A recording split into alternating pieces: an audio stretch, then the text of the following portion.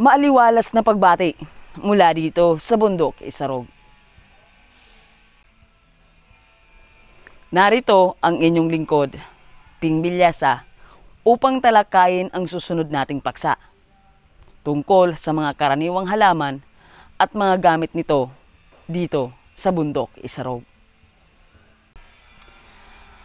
Ang Pilipinas ay sagana sa mga magagandang baybaying dagat, yamang dagat, at mga materyales ng halaman na sagana sa isang tatanging lugar tulad ng mga troso, damo, palma, at ratan.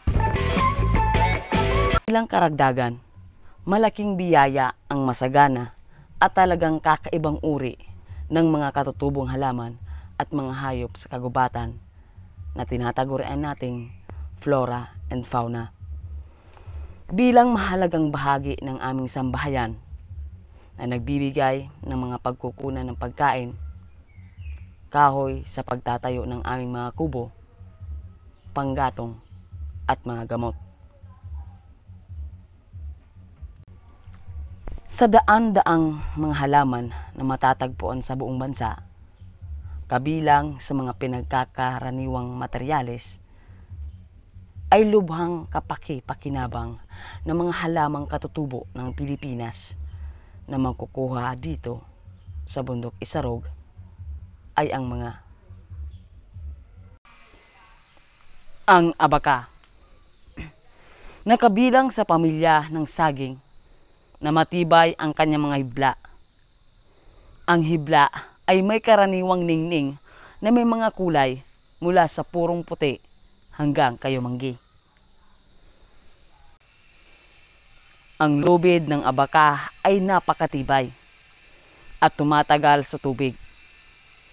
Isa ito sa pinakamatibay na hibla, kilalang kilala dito sa ating bansa, lalo na dito sa amin sa tribo. Buhat noong mga nakaraang siglo, bilang aming mga damit, lubid at bubong at dingding sa aming mga kubo. Ang abaka ay isa sa napakahalagang produkto at isa sa pangunahing pinagkakakitaan dito sa bundok Isarog, hindi lamang sa mga may mga pag-aari ng lupain, subalit gayon din sa aming mga agta na siyang mga inaasahang mga manggagawa, pinagkakatiwalaan sa taniman, umaani hanggang sa paggawa ng hibla.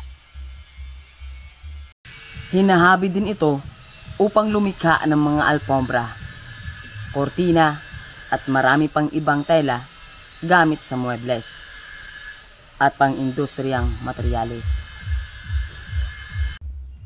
Sa ngayon, napakaraming produkto buhat sa iba't ibang sining na gawaing kamay na itinuturing bilang isa sa pinakamahalagang pinagmumulan ng kita. Mayroon itong iba't ibang likha buhat sa tela, iba't ibang likhang mga damit, pantalon, kamiseta, sapatos, sombrero. Ang kawayan ay ang mga pangmatagalang halaman, matibay at gamit ang bawat bahagi nito bilang materyales, piraso, biak o buong bahagi. Ito ay kilala sa ngayon bilang isang kapalit sa mga pawala ng kahoy.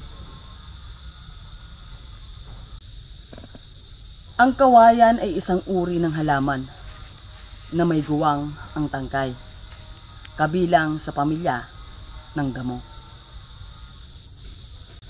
Kapag ang kawayan ay inaani at naproseso, ito ay ginagawang iba't ibang mga produkto tulad ng napakaganda at nakakaibang baldosang pangsahig.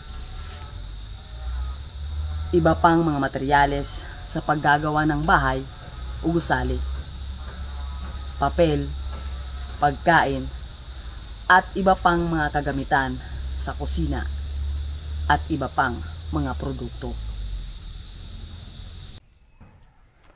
Ang lambo ay isa sa aming paboritong gulay na niluluto gamit ang gata ng nyog na may tulya. Inihahanda namin ang lambo ng kawayan, ibinebenta sa palengke o niluluto namin ito sa gata ng niyog na may tulya bilang gulay. Batay sa isang pananaliksik sa panahong ito, mahigit 1 bilyong tao sa mundo ang nakatira sa mga bahay gamit ang kawayan. Ang aming mga kubong pawid ay kabilang sa mga statistikang ito. Marahil 50% ng aming munting mga kubo itinayo gamit ang mga kawayan. Umpisa sa mga haligi, bubong, sahig, at mga dingding na gawa sa hinabing maninipis na kawayan. Tinatawag naming sawali. Ang pamumuhay sa mga katutubong kubong pawid na may sahig na kawayan at dingding ay napakaaliwalas. Ito man sa panahon ng tag-init o gayon pa man sa panahon ng taglamig. Kung kahoy ang ginamit naming lahat sa halip, maaaring kailanganin namin ang pagpuputol ng mga puno mula sa lumiliit ng kagubatan. Gayon din, dito sa aming liblib na lugar, karaniwan na ang paggamit ng buong bahagi ng kawayan para sa mga tulay sa gitna ng palayan at sa tabi ng mga ilog. Ang makasini ngayon ay lumilikha ng mga nakakaibang mga palamuti mula sa mga piraso ng kawayan bilang mga kwentas, pulseras, hikaw o botones. Sa ngayon, madalas itong ginagamit para sa pagtatayo ng malalaking bahay o mga gusali, gamit ng mga manggagawa sa loob o sa labas man, dahil ito ay mura. Ang magaganda, masalimuot na pagkakagawa sa ngayon ng mga kama, upuan at lamesa, gabanete, ay gawa mula sa pinagpoproseso mga poste nang ito ay lalong tumagal ang buhay. Ang aming mga matatanda noon pa man ay gamit na ang mga kawayan bilang bahagi ng aming kusina at mga kagamitan sa pagkain. At napakahalaga, gamit namin ang mga mahabang poste ng kawayan sa pag-iigib ng aming inuming tubig na tawag naming bias. Ngayon, ang mga tasa ng kawayan, pinggan, kutsara at sandok na gawa sa hindi kapani-paniwalang gamit sa bahay buhat sa kawayan ay matatagpuan na ngayon sa merkado. May mga maliliit na uri ng kawayan, ginagawang isang nakakaibang instrumentong pangmusika bilang plauta. Gayon din, ang aming napakahalagang balalong ay mula sa isang pirasong kawayan. Gamit din namin ang maliliit na uri ng kawayan para sa aming pamingwit.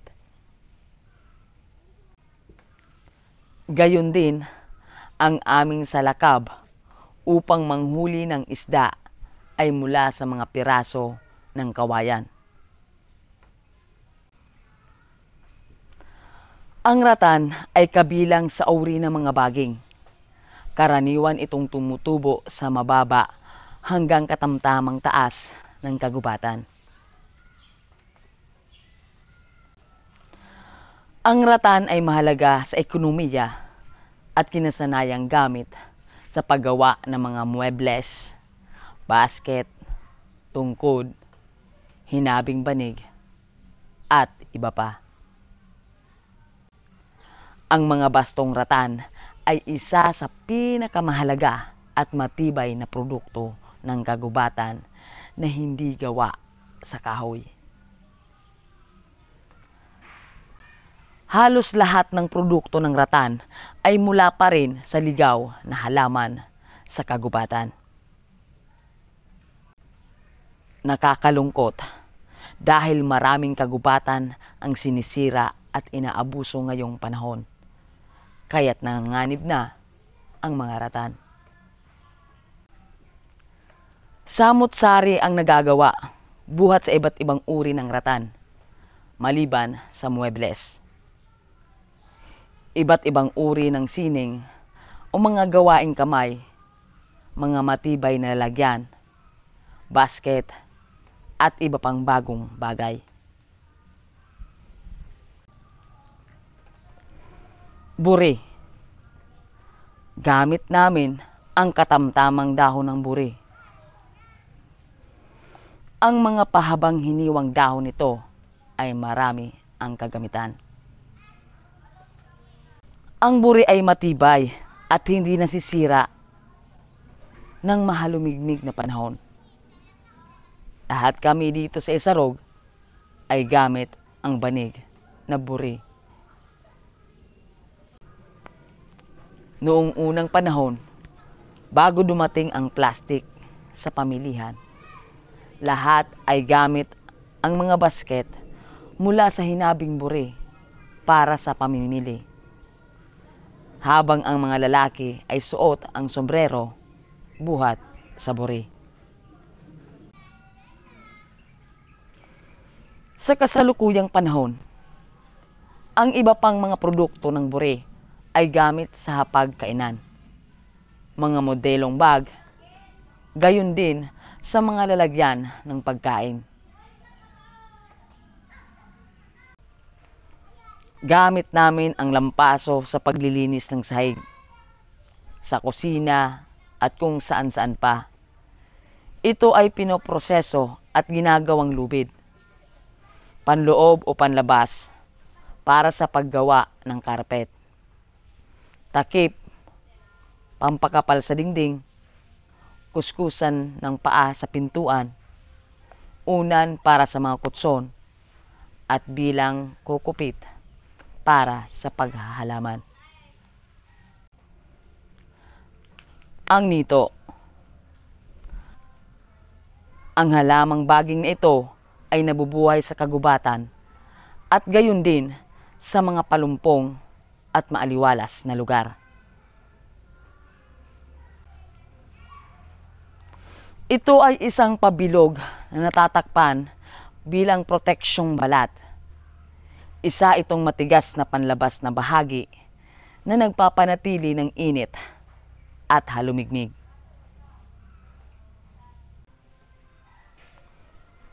Ragyudew ay mula sa mahabang tangkay ng ligaw na damo na lumalago mula sa palayan. Ang mga tangkay ay pinaghiwa-hiwalay na pinatuyo at hinabi na ginagawang iba't ibang mga malikhaing handicraft bilang mga basket, alpombra at iba pang pandekorasyon. Pako. Ang nakakaing ligaw na pako ay kabilang sa aming mga paboritong gulay na kinakain hilaw bilang salad. Niluto na may gata ng nyog, nilagang isda o karne, o simpleng pinakuluan at hinihain na may katas ng kalamansi.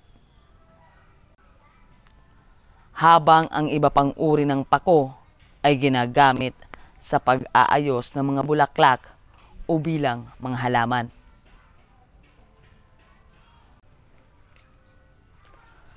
Napakarami pong mga halamang gubat dito sa amin. Pero ang ating tinalakay ay yung mga karaniwang gamit namin dito sa Isarog. Ang susunod po nating tatalakayin at ipapakita sa inyo ay ang paggawa namin ng duyan buhat sa hibla ng abaka.